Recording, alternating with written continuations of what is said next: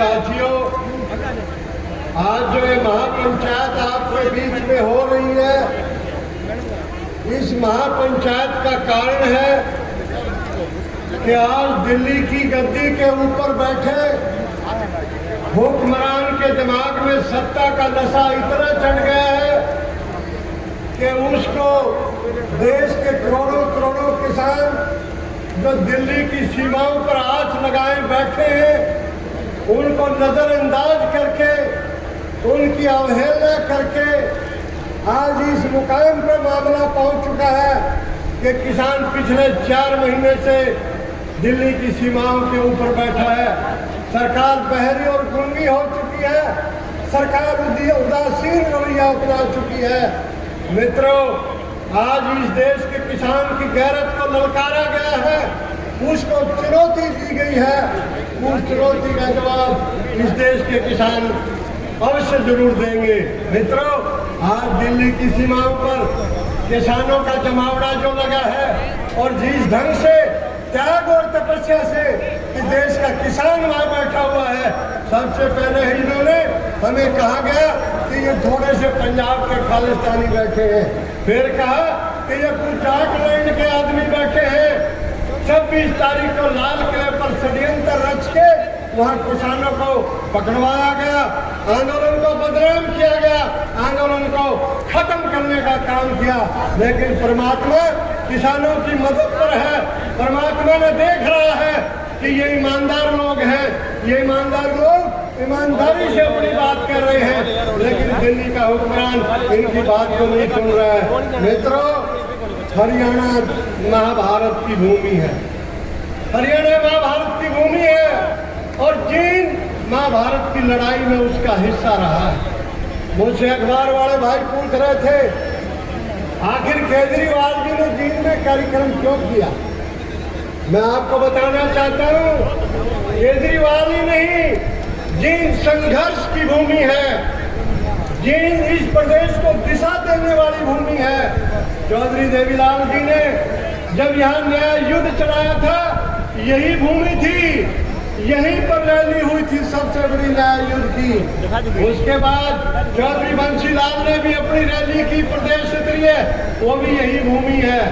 भूपेंद्र सिंह हुड्डा ने जब यहाँ पर पद यात्रा शुरू की थी, जब ओम प्रकाश चौटाला जी ने कंडेला के अंदर 9 किसानों को शहीद किया था, और यहाँ यही भूमि है, यही कंडेला है जिसकी धरती से भूपेंद्र हुड्डा ने पद यात्रा की थी। मैं जिनके कितने नाम बनाऊं, इस प्रदेश में जींद एक बदलाव की भूमि है। पूरे देश का किसान अरविंद केजरीवाल का शुक्रिया अदा कर रहा है। और मैं निवेदन करना चाहता हूं, आप आम आदमी पार्टी के भाइयों से, मैं आपकी पार्टी में नहीं हूं, मैं आपका हमदर्द हूं, क्योंकि आपने दिल्ली में हमारी मदद की है। और हम आपसे कहना भी चाहते हैं कि अरविंद केजरीवाल को आप दिल्ली हिंदुस्तान के हर कोने में लेकर के जाएं। पूरे देश का किसान आपका सम्मान करेगा, आपकी इज्जत करेगा।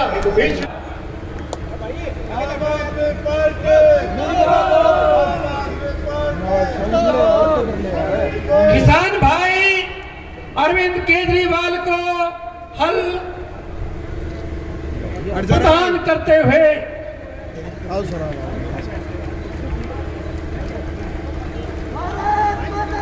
भारत माता की जय जवान, जय जवान, भारत माता की भाई। शेर एक बार जुड़े हैं लाइव, एक बार ज्यादा से ज्यादा साथियों। इस वक्त की बड़ी किसान यूनियन के नेता रणधीर सिंह रेणु जी, लाभ सिंह जी, उनके द्वारा हल भेंट किया गया जी। अब मैं प्रार्थना करता हूं, हरियाणा के सहभारी, हिंदुस्तान की सबसे बड़ी पंचायत के सदस्य और एक शिक्षाविद और एक मानवतावादी दृष्टिकोण के मालिक, और जो शिक्षा के क्षेत्र में अति प्रसिद्ध नाम है, डॉक्टर सुशील गुप्ता जी का स्वागत करेंगे और अपने विचार रखेंगे। डॉक्टर सुशील गुप्ता जी।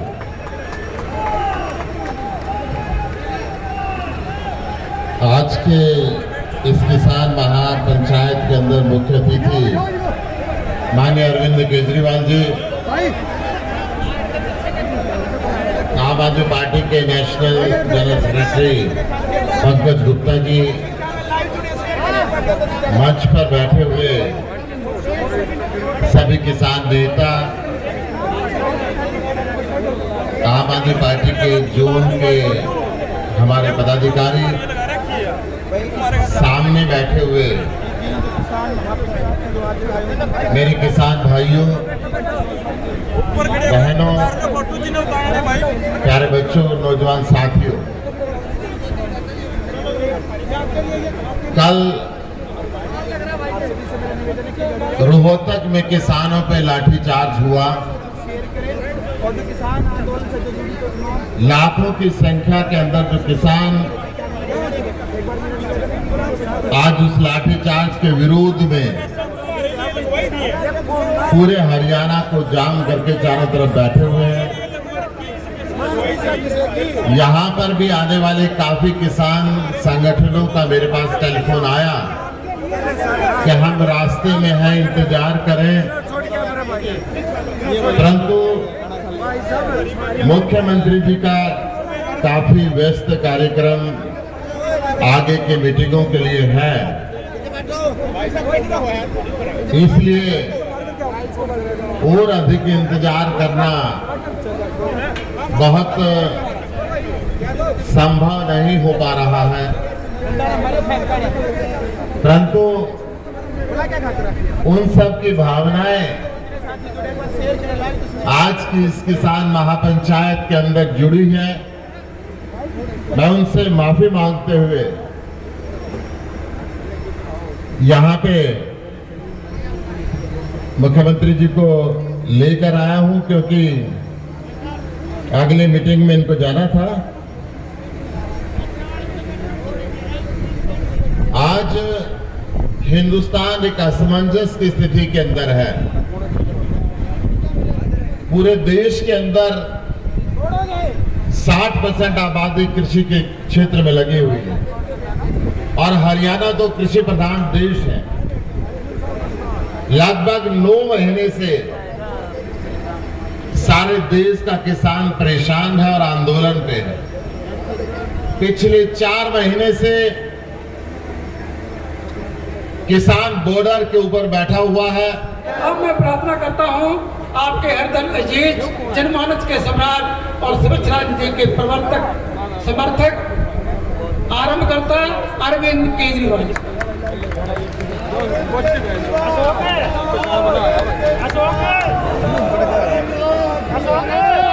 अरविंद केजरीवाल जिंदाबाद, अरविंद केजरीवाल जिंदाबाद, अरविंद केजरीवाल जिंदाबाद, एक बार जोर से भारत माता का जयकारा लगाएंगे सारे जने, पूरे दिल से मुट्ठी बंद करके, हाथ ऊपर करके जोर से बोलेंगे, भारत माता की इनकलाब, इनकलाब, वंदे वंदे। हरियाणा के कोने कोने से आए हुए मेरे भाइयों, बहनों, माताओं, बुजुर्गों, बच्चों, आप सब लोगों को अपने भाई, अपने बेटे का नमस्कार, सबको मेरा प्रणाम। सबसे पहले तो मैं उन 300 से ज्यादा शहीदों को नमन करता हूं। अभी हमने उनको यहाँ पे श्रद्धांजलि दी, लेकिन पूरे देश की तरफ से उन 300 लोगों की शहादत को नमन करता हूं, जिन्होंने किसानों के लिए संघर्ष करते करते खुशी खुशी अपनी जान गंवा दी। अब हमारी जिम्मेदारी है, पूरे देश की जिम्मेदारी है, आपकी जिम्मेदारी है, मेरी जिम्मेदारी है। उनकी शहादत बेकार नहीं होनी चाहिए। अंत तक लड़ना है, लड़ोगे? अंत तक लड़ना, उनकी शहादत बेकार नहीं होनी चाहिए। अभी पता चला कल रोहतक में इन्होंने किसानों पे लाठी चार्ज कर दिया। ये बड़ी गलत बात है। जिस देश के अंदर किसानों का सम्मान नहीं है, वो देश कभी प्रगति नहीं कर सकता।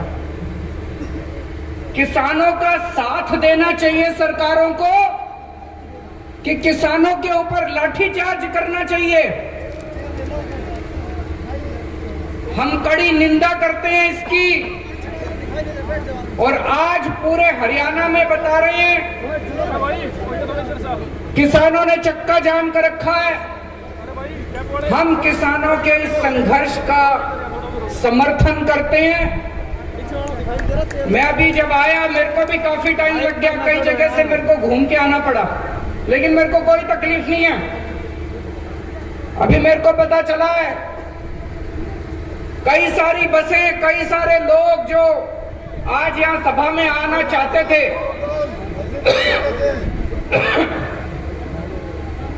वो जगह जगह चक्का जाम में फंसे हुए हैं। मैं उनसे माफी मांगना चाहता हूं कि हमें अब ये सभा शुरू करनी पड़ी, नहीं तो कई लोग जो 11 बजे के आके बैठे हैं उनको भी वापस जाना था। मैं तो आज आप ही के लिए आया था, आप कहते तो पूरा दिन भी रुक जाता उनके लिए। कदम से कदम मिला के हम लोगों ने साथ दिया। मेरे को याद है जब किसानों ने, पंजाब और हरियाणा के किसानों ने दिल्ली की तरफ कूच करा था, दिल्ली बॉर्डर की तरफ आ रहे थे, तो हरियाणा सरकार ने जगह जगह आंसू गैस के गोले छोड़े, जगह जगह बैरियर लगा दिए, उनके ऊपर लाठी चार्ज करा। लेकिन हमारे किसानों की हिम्मत देखो, सरकारों के बुलडोजर पार करते हुए, आंसू गैस के गोले पार करते हुए, इनके लाठी चार्ज पार करते हुए हमारे किसान दिल्ली बॉर्डर के ऊपर पहुंच गए। तब केंद्र में बैठी बीजेपी सरकार ने एक षड्यंत्र रचा। केंद्र सरकार ने षड्यंत्र बनाया, चलो इन किसानों को आने दो दिल्ली। जब ये दिल्ली पहुंचेंगे तो केंद्र सरकार ने दिल्ली के 9 बड़े बड़े स्टेडियम उन्होंने सोचा इनको जेल बना देते हैं। और जैसे ही ये किसान दिल्ली में पहुंचेंगे, इन सारे किसानों को उठा के स्टेडियम में बंद कर देंगे, फिर बैठे रहना वहीं स्टेडियम में बैठ के करते रहना अपना संघर्ष। ये केंद्र सरकार ने षड्यंत्र रचा। पर भाई साहब अपनी किस्मत अच्छी थी, कानून में लिखा था कि स्टेडियम को जेल बनाने की पावर दिल्ली के मुख्यमंत्री की है।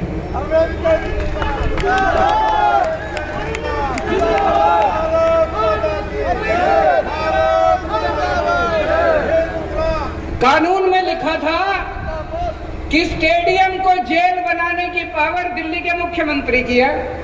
के किसानों ने नेतृत्व करके इस पूरे किसानों के संघर्ष का नेतृत्व किया और देश के सारे किसानों की आवाज बुलंद किया आप लोगों ने इन तीनों काले कानूनों के खिलाफ। सारा देश आपके साथ है।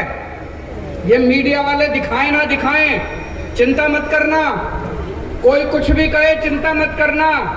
मैं तो आम आदमी से जुड़ा हुआ हूं, सारा देश आपके साथ है, सारे देश के किसान आपके साथ हैं। हो सकता है गुजरात का किसान दिल्ली के बॉर्डर पे ना पहुंच पाए, हो सकता है तमिलनाडु का किसान दिल्ली के बॉर्डर पे ना पहुंच पाए, हो सकता है असम का किसान दिल्ली के बॉर्डर पे ना पहुंच पाए, पर यह मत सोचना कि वो किसान आपके साथ नहीं है। रोज सवेरे इस देश का हर किसान दिल्ली के बॉर्डर के ऊपर बैठे हुए किसान के लिए प्रार्थना करता है, दुआ करता है। पिछली बार 67 सीट दी थी, इस बार 62 सीट दी है। दिल्ली बदल के दिखाइए। अब मैंने तो भगवान से मेरी सेटिंग है जी, भगवान से मैंने सेटिंग कर रखी है कि इस पृथ्वी से मेरे को तब तक मौत नहीं आएगी जब मैं अपने भारत को दुनिया का नंबर 1 देश जब तक मैं ना देख लूं। था कि दुनिया में 3 किस्म के देश होते हैं, विकसित देश, डेवलप्ड कंट्री जो अमीर देश होते हैं, विकासशील देश डेवलपिंग कंट्री, और अविकसित देश जो देश विकसित नहीं है। तो बचपन में पढ़ा करते थे भारत विकासशील देश है, तो मास्टर से पूछते थे जी हमारा देश विकासशील है तो ये विकसित कब बनेगा, ये अमीर देशों की कैटेगरी में कब आएगा? तो मास्टर कहता था 5-10 साल में आ जाएगा। भाई अब 40 साल तो हो गए, सारी पार्टियां आली, सारी पार्टियां चली गई। आज भी जो बात मास्टर मेरे को पढ़ाता था मेरे बेटे को पढ़ाता है। आज भी मेरे बेटे को कहते हैं भारत विकासशील देश है, कब होएगा विकसित? 5-7 साल। ऐसे यूं नहीं होने वाला, इन पार्टियों के भरोसे नहीं होने वाला दोस्तों।